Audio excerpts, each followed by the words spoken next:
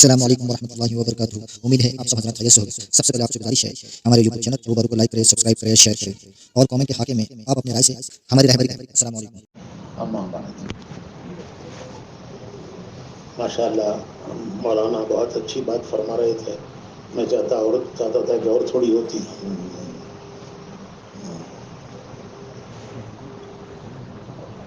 مشورہ قربانی کے ساتھ دینا ایسا ہے جیسے گاڑی کو گیئر میں ڈال کر چلانا،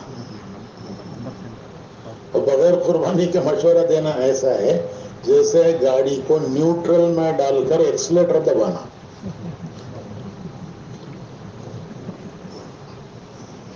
گاڑی کو نیوٹرل میں ڈال کر ایکسیلیٹر دبائیں گے تو کیا ہوگا؟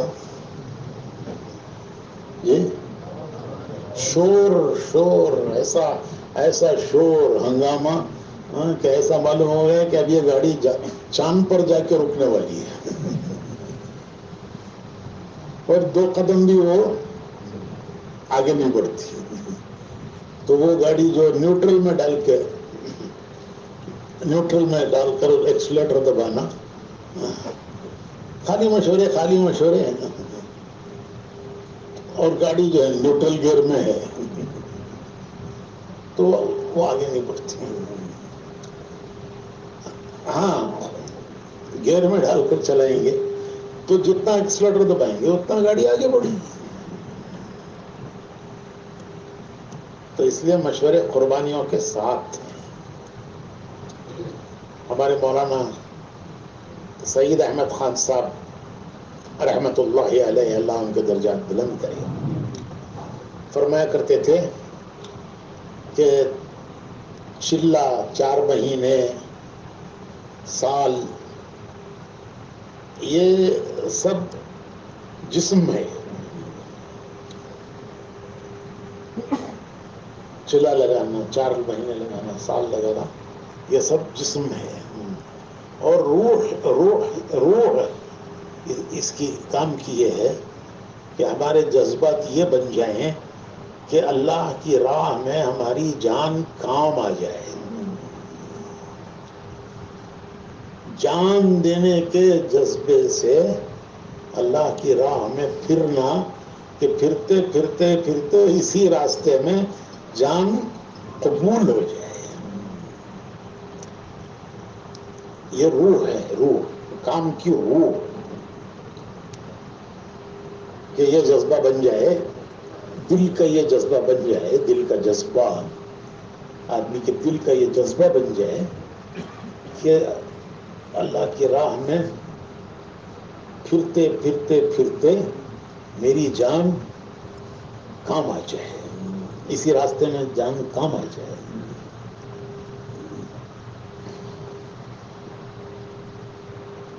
اور ویسے ہی مولانا سعید خان صاحب جو کہتے تھے، اللہ نے ان کا وہی معاملہ اللہ نے ان کے ساتھ کر کے دکھایا. اللہ پاک کا معاملہ ان کے ساتھ اللہ نے وہی ان کے ساتھ معاملہ کر کے دکھایا. سعودی عرب والوں نے ان کو، مولانا کو وہاں سے نکال دیا. کئی سال رہے وہاں، وہ پتہ نہیں کچھ 40 سال تقریباً رہے. تو سعودی والوں کو غصہ یہ تھا کہ سب ان کو امیر صاحب کہتے، سب ان کو، انہوں نے کبھی دعویٰ نہیں کیا میں امیر ہوں. زندگی میں کبھی ان کے وہم و گمان میں بھی نہیں آیا ہوگا. دعویٰ تو وہ کیا کرتے، کبھی وہ خیال بھی نہیں آیا ہوگا اس کا. لیکن وہ سارے عرب 100% عرب ان کو امیر کہتے تھے. تو اس پر غصہ آیا کہ یہ ہندی بتا لا کے کہاں سے ہمارا امیر ہو گیا. نکال دیا. تو پھر وہ مولانا پوری دنیا گھومے. وہاں سے جب نکلے پوری دنیا گھومے، کوئی ملک نہیں چھوڑا. امریکہ گئے، آسٹریلیا گئے، آسٹریلیا، نیوزی لینڈ، فیجی، امریکہ، انگلینڈ، دنیا، ساؤتھ افریقہ، کوئی ملک نہیں چھوڑا، سب جگہ پھرے پھرے پھرے. تو ایک دن کہنے لگے کہ میں نے تو دعا کی تھی کہ اللہ مجھے مدینے سے نکال، پوری دنیا میں پھرا. مدینے سے نکال، پوری دنیا میں پھرا. تو مفتی صاحب رحمت اللہ علیہ کہنے لگے کہ بڑے میاں نے دعا مانگی، ہمیں پریشانی میں ڈال دیا. بڑے میاں نے دعا مانگ کر ہمیں پریشانی میں ڈال دیا. کہ نہ بیٹھتے نہ بیٹھنے دیتے ہیں کسی کو، نہ خود بیٹھتے ہیں نہ کسی کو بیٹھنے دیتے ہیں. تو پوری دنیا میں پھرے اور آخر میں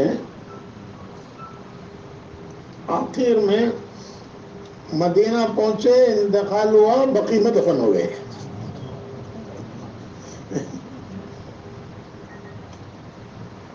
پہلے وہیں رہے 40 سال عرب سعودیہ میں، مکہ مدینے میں. پھر وہاں سے نکلے تو پوری دنیا، بڑے بڑے سارے ملک، کچھ کوئی ملک نہیں چھوڑا، سب جگہ گئے. اور پھر آخر میں واپس آ کر پھر مدینہ میں انتقال ہو گیا اور بقیع میں دفن ہو گئے. تو جو بات ان کی تھی کہ ہمارے کام کی روح یہ ہے کہ آدمی اس جذبے کے ساتھ پھرے کہ اس راستے میں ہی میری جان کام آ جائے، قبول ہو جائے. تو جو انہوں نے کہا، اللہ نے وہ معاملہ من المؤمنین رجال صدقوا، من المؤمنین رجال صدقوا ما عاهدوا اللہ علیہ، کہ اللہ نے انہوں نے جو اللہ کے ساتھ وعدہ کیا تھا، انہوں نے اللہ نے اس کو سچ کر دکھایا. من المؤمنین رجال صدقوا ما عاهدوا اللہ علیہ. وہ کس صحابی کے بارے میں کہتے ہیں کہ یہ شان نزول ہے؟ غالباً وہ ہیں جو احد میں شہید ہوئے نا، انس بن نظر بھی ہیں، اور عبداللہ عمر بن جموع، وہ جو عمر بن جموع جو وہ تھے پیر کے معذور تھے. تو یہ لوگ جب بدر کی قصے سنتے تھے تو یہ بدر میں نہیں شریک ہوتے. تو جب بدر کے قصے سنتے تھے تو کہتے تھے، ایک مرتبہ بدر لوگ بڑے قصے سناتے ہیں بدر کے، کیسی اللہ کی مدد آئی، کیسے فرشتے اترے، اور کیسے کیا کیا ہوا. حضرت مصعب بن عمیر، ان کے بھائی قید ہو کے آئے. مصعب بن عمیر رضی اللہ تعالیٰ عنہ کے بھائی جب وہ قید ہو کر مدینے میں آئے تو ایک انصاری صحابی نے ان کو پکڑا تھا، یہ جو جنگ میں قید ہوئے تھے بدر کی. تو مصعب بن عمیر ان سے کہنے لگے کہ بھائی دیکھو، اس کی ماں بڑی مالدار ہے،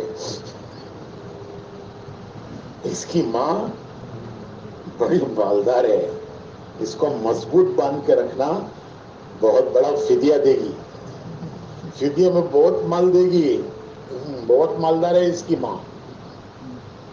تو ان کا سگا بھائی تو وہ کہنے لگے، حضرت مصعب سے کہنے لگے کہ ارے بھائی، تو بھائی کو آدمی کہتا ہے، آدمی کو بھائی کہتا ہے. میں بھائی ہوں، مجھے کیا کہہ رہا ہے؟ آدمی. اور یہ انصاری تیرا آدمی ہے، اس کو کہہ رہا ہے بھائی. کہ بھائی اس آدمی کو مضبوط باندھ کے رکھنا، اس کی ماں بڑی مالدار ہے، بہت فدیہ دے گی، فدیہ میں بڑی رقم دے گی. تو ان کے بھائی کو چوٹ لگی، تو کہنے لگے کہ میں تیرا بھائی ہوں تو مجھے آدمی کہتا ہے، اور یہ انصاری یہ آدمی ہے، اس کو تو بھائی کہتا ہے. تو حضرت مصعب کہنے لگے کہ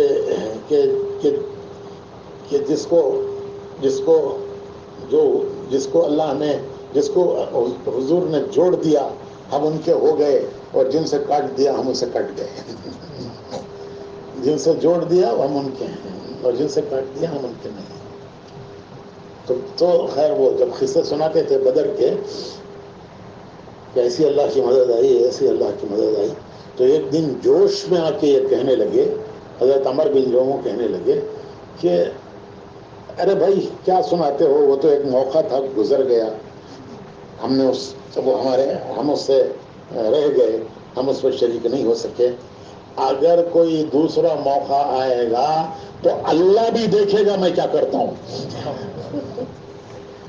کہنے لگے وہ تو گیا, چھوڑو, وہاں موقع تھا, ہم شریک نہیں ہوئے, ان کو ہو گیا, ہاتھ سے نکل گیا, لیکن اگر کوئی موقع آئے گا تو پھر اللہ بھی دیکھے گا کہ پھر میں کیا کرتا ہوں.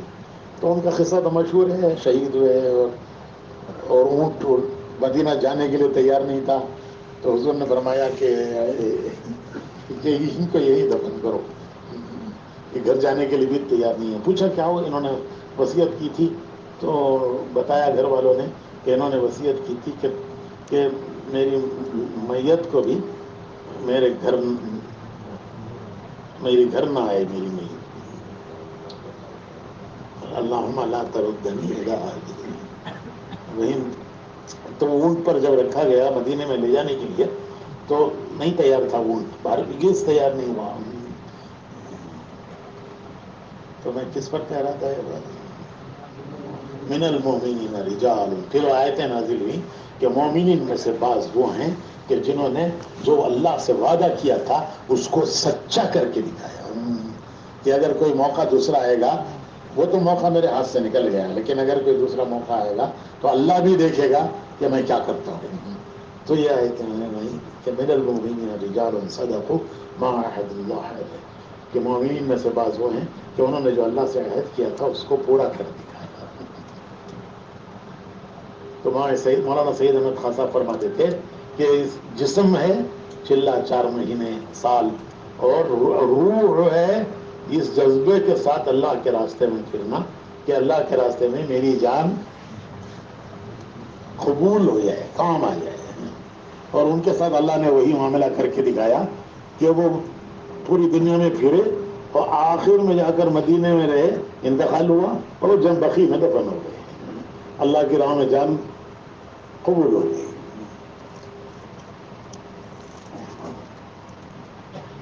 دوسری بات بھائی یہ ہے کہ میں نے پہلے بھی عرض کیا تھا کہ جو مشورے والوں کا فکر ہوتا ہے وہی مجمع کا فکر بنتا ہے.